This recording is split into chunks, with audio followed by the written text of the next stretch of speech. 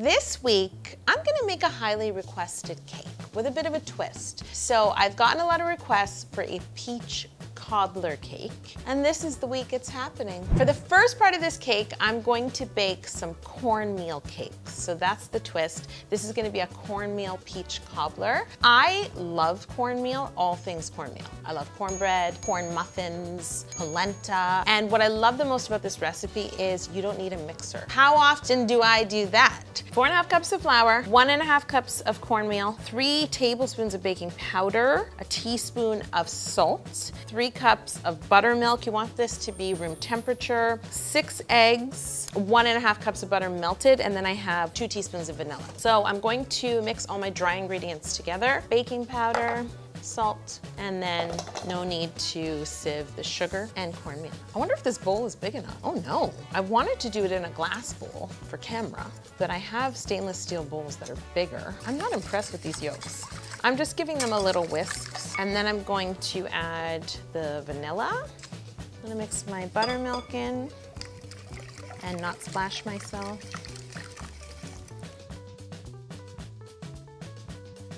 So, look how much more space there is in there. Okay, so now I'm gonna start to whisk the wet ingredients into the dry. I might start by adding half. This bowl makes me feel very small. So now I'm going to divide this batter into 3 9-inch pans. I wanted this cake to be a lighter texture than the cakes I usually make. That might come back to bite me. Okay, I'm off to the oven, Eli. Now I need to make the filling for my peach cobbler cake. I'm boiling some water on the stove, and I'm gonna use that to blanch the peaches and peel the skin off before I cut them. So what I'm gonna do is score the top and bottom of the peach, and then what should happen is when you put it in the water, that helps the skin sort of release and let go. I have 1.5 tablespoons of cornstarch, 1/2 cup of sugar, I have 1/2 teaspoon of cinnamon, and I like a citrusy flavor. I like a little punch. So I'm also going to add some lemon zest and lemon juice. Now that I've blanched my peaches, it doesn't look that promising. Normally, yeah, it doesn't look promising at all because they're not that ripe. This means I have to get a peeler. I am filled with disappointment. This is really annoying. See how it like kind of cooked in the water? Oh yeah. So the first step with this filling is to add the sugar to the peaches. Calm down. I want the excess liquid to sort of drain out of the peaches, and the sugar is gonna help do that. And then I have a big bowl and a strainer. In the meantime, I am gonna mix together the lemon juice, lemon zest, a little bit of cinnamon, and then the cornstarch. Just gonna mix these together so you can see how much liquid has accumulated. And now, I'm going to toss this mixture into the peaches.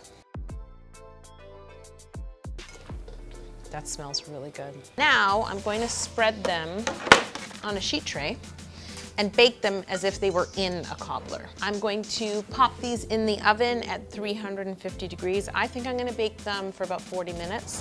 So these are the peaches. They're kind of nicely roasted and cooked and softened, but I like that there's still some body since I'm putting it in a cake. I would never want it to be mush. I'm gonna add some blueberries to this cake.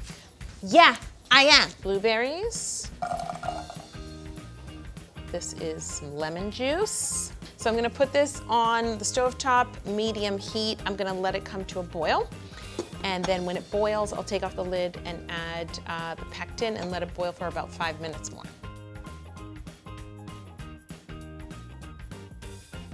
I'm gonna pour these very hot blueberry preserves into a clean bowl. It feels very liquidy at this point, but when I let this cool completely, it will thicken up. And then what I like to do is mash some fresh blueberries into it, so there's more like chunky fruit. Now I want to make the cobbler part of the peach blueberry cobbler. Right now I have a cup of flour, 1/2 cup of cornmeal, 1/4 cup of sugar, 2 teaspoons of baking powder. It's a 1/2 teaspoon of salt. I'm going to use probably between 1/3 cup of chilled butter, unsalted. So you put those chilled little nuggets in everything together.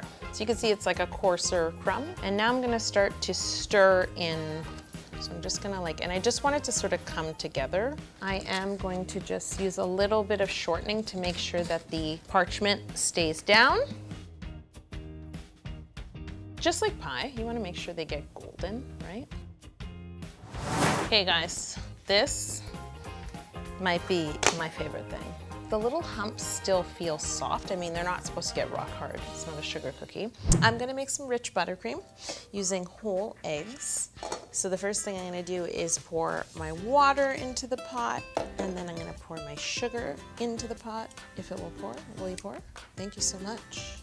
And now I'm gonna put this on the stove top. I need it to boil. When it reaches 230 degrees, I'll turn on the eggs.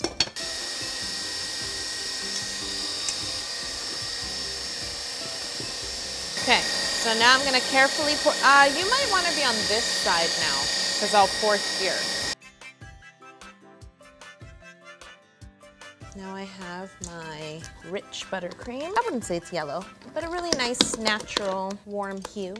Before I start to cut the cakes, I was just gonna make a little bit of white chocolate ganache, and I'm gonna use this ganache later on to stabilize the whipped cream that I plan on serving with this cake. How good does that sound? This is hot cream. I just heated it in the microwave. I'm pouring it onto white chocolate Calais. Calais are just a form of good quality chocolate, so if you can't find Calais, you can buy, oh, I splashed.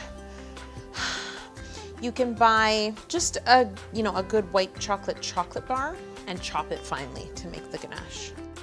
I do want a little vanilla bean in my whipped cream in the end. So I'm gonna put this ganache aside. It has to cool completely. Now I'm gonna mix this with whipping cream in the bowl, and then I'm gonna chill the whole thing for 30 minutes before I whip it. And there you have it. That should be a nice peak. Look at that peak. And the white chocolate just helps to stabilize it. Now it's time to cut these cornmeal cakes. I'm so interested to see how they came out.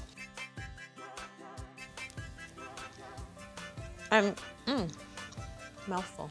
I think I might simple syrup both sides of each cake. So this is the peach filling that I made, and I bought this. It's not jam, it's fruit spread or compote, and this one is 50% fruit. I'll just add a bit.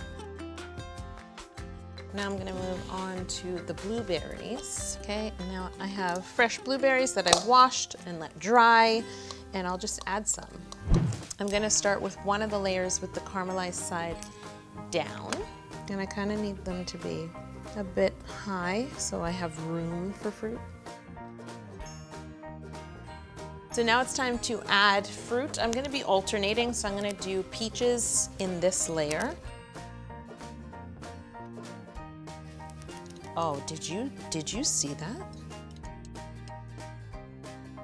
Here's where I get scared, because I want peaches under the cobbler and I want to see peaches. But I have to be very careful about them not just completely falling off the sides of the cake. Ooh, I love the way it looks. It's cobbler-esque. Speaking of cobbler, this is gonna be the hardest part of the cake, but the part of the cake that will make it look like cobbler, so I have to do it. I have to add the cobbler.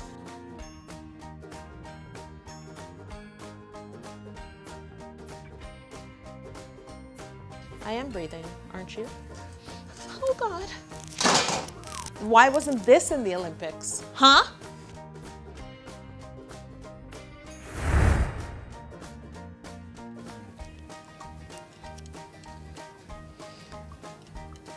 Okay. Oh boy.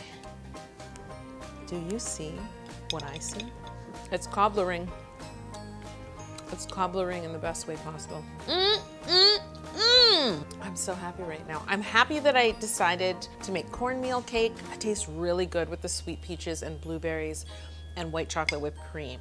So I think you should make this. Cobble along. I'll see you next week.